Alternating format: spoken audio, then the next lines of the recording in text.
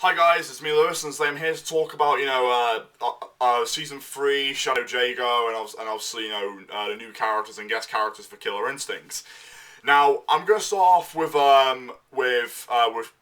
Shadow Jago. Now obviously you may have saw the Evo panel from Iron Galaxy and Microsoft.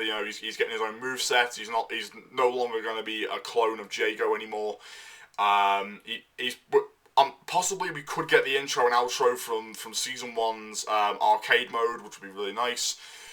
Um, his instinct mode, we're not so sure what that is at the moment. We're gonna have to wait until we get the full release of him. But I do know this.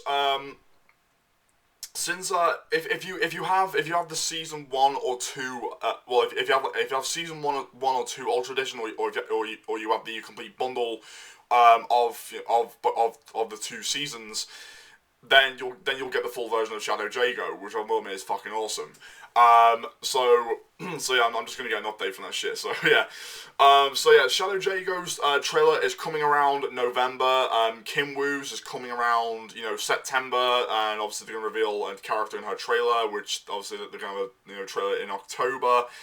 And when that other character's trailer comes out in October, they might reveal Shadow Jago. Which if they do, it'll be pretty much a no surprise and a no brainer.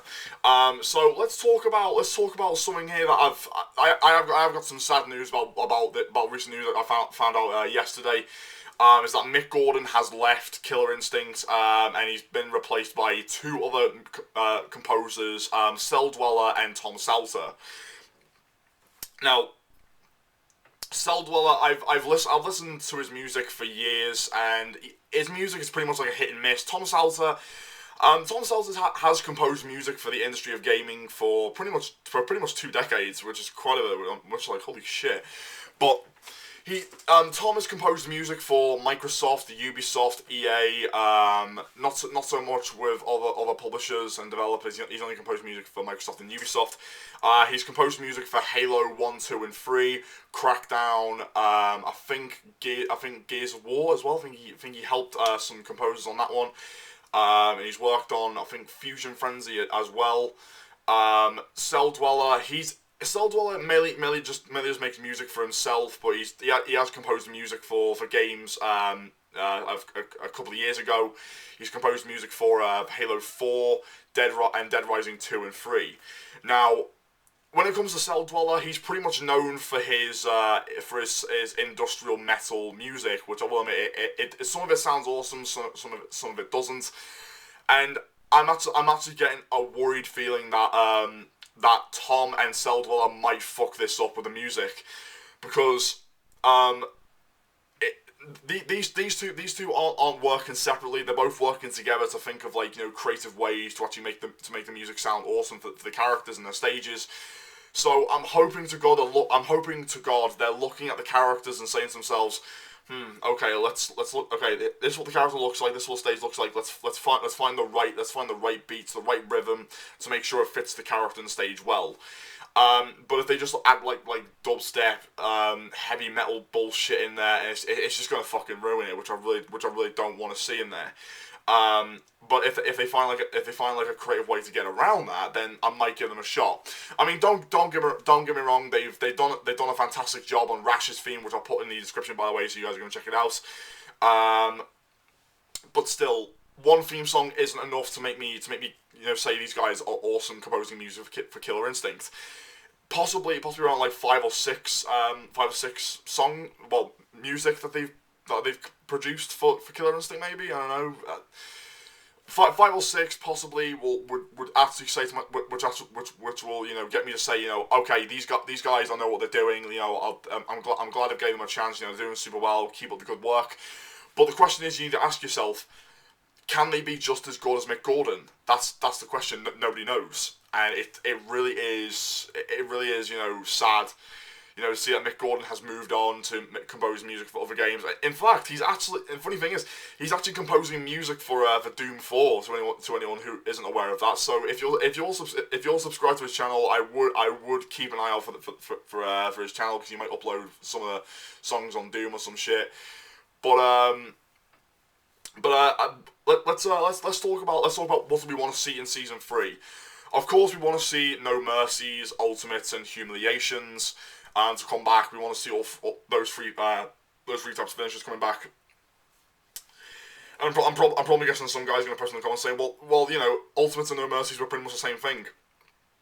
They weren't the same thing. They were similar. See, there's a difference right there, because when it comes to Ultimates, you need to add the combo to the finisher. But when it comes to No Mercies, you can just perform the finisher by itself. Where same thing goes with Humiliations. You can just perform the humiliation by itself. But I've been hearing there's going to be a second guest character coming into season 3. Obviously, yeah, we've got Rash from Battletoads, and the second guest character. You think to yourself, who could it be? They have said. I think they have said it is going to be rare related. Rare related guest characters coming into season 3. And my guess, it's going to be none other than Joanna Dark from Perfect Dark, and I'll tell you why. One, she fits the roster so well in Killer Instinct. Two, people have been requesting. She's actually the most second highly requested guest character to be in Killer Instinct. 3, people have been waiting for a zoning firearm character, if that's how you want to, if that's what you want to call it. And 4, well, she's pretty much a badass with ginger hair. She used to have like dark hair in the very first game back on the N64. So my guess, if Joanna Dark does make it, they could take the Perfect Dark Zero design of her, and obviously for a retro design, they could go with the N64 version of her, which I'll admit would be cool, would be pretty awesome, and her stage could take place on one of the rooftops, similar to Orchid Stage back in KI1, and probably add like a stage finisher in there. That would be pretty cool. Possibly we can see like Elvis the alien in the background. Yes, there was an alien character in Perfect Dark called Elvis. I'm not fucking kidding you.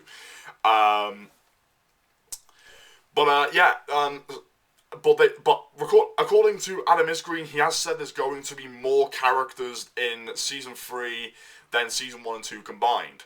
So the way I'm looking at that, it sounds like to me that season 3 is definitely going to be the final season, which is obviously no surprise, because Iron Galaxy and Microsoft knows that a lot of us don't want a season 4, we just want a season 3, and that's it, just done and over with. Because Iron Galaxy just can't keep on making more seasons for Killer Instinct, because one, they'll run out of ideas, they'll run out of they'll just make tons of clones of different characters. You got to think about this, because developers have their limits, and you can't say to yourself, oh, let's do this, let's do that. You gotta think to yourself, how's the character going to work in this game? That's the problem. You need to be very creative with your work. You can't just draw something shit, give it shit fighting moves, and bam, just throw it in there. That's not how it works. And you can't just make a fucking clone character. You can't just keep on making fucking clone characters like what Capcom did with Street Fighter 4 and a few other fighting games have done that, including Dead or Alive 5. But take this from me. I am excited for season 3, but I am getting really worried about the music though, considering that Mick Gordon is gone, and he's been replaced by Cell Dweller and Tom Salter. I'm hoping to God those two can actually nail it and top it off, because the only thing that Mick Gordon has done is just put the icing on the cake, and that's just it. These two need to put the fucking cherries on top, then bam, done, over with the music. Obviously, I'm going to be reacting to Kim Woo's trailer, of course. Now, let's talk a little bit about Rash. Now, I've only managed to play a bit of. I played Rash yesterday. For the past 6 hours. For the past 6 hours. So yeah.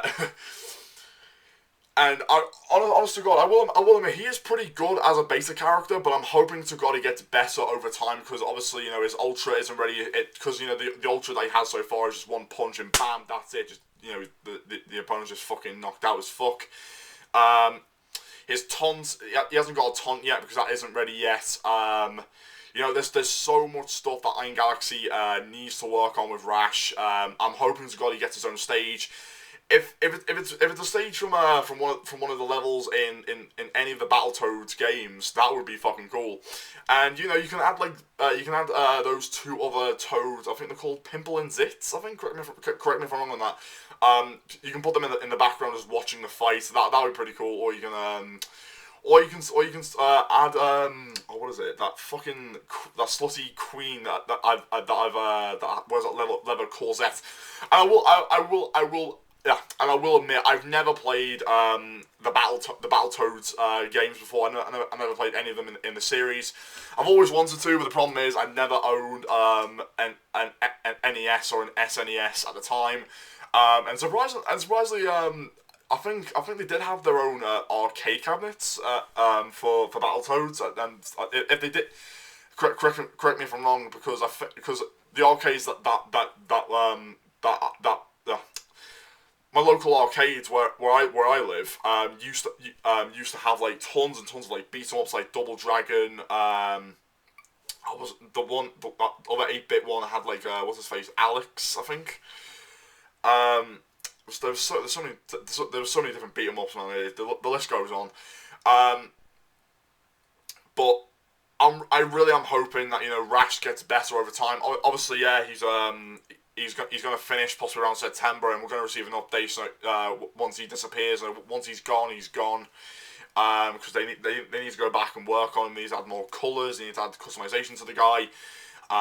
They need to add so many stuff to Rash, because obviously they've only added like so little to him at this time. So keep in mind that he's only just a beta character. There's two ways to unlock him. You need to have either the Ultra Edition of Season 2, or you need Rare Replay. It's either one of them two seasons, and it's either one of them two. Season 2. Sorry, I can't remember what it was. Season 2 and Rare Replay. There we go.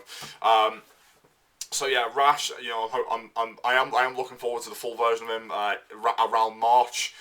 And I'm gonna be dead. Before I go, I'm gonna be dead honest with everyone, right? Because 2015 and 2016 are 2 good years for me, and I'll tell you why. Star Wars Battlefront 3, Doom 4, KI Season 3, Grip, Combat Core, you know, 5 fucking games that are going to keep me occupied for a very, very, very long time. And I am looking forward to these games. I'm throwing my fucking money all over the fucking place when I saw those, and you know what? It's pretty much my mind's just it's just like, you know, just going just exploding into millions of pieces with fucking hype and shit. So yeah, that's all I have time for, guys. Don't forget to rate, comment, and subscribe. Tell me what are your thoughts on, you know, on Shadow Jago's new moves, and what are your thoughts if Joanna Dark does make it into Season 3 as a second guest character? What are your thoughts on that? And what are your thoughts on, you know, on the beta version of Rash and the full version of Rash, and you know, what can his stage be? You know, what could it be? And what type of No Mercies, Ultimates, and Humiliations do you want to see in Season 3? And what type of like new characters do you want to see in Season 3 as well? So I'll see you guys later. Peace out.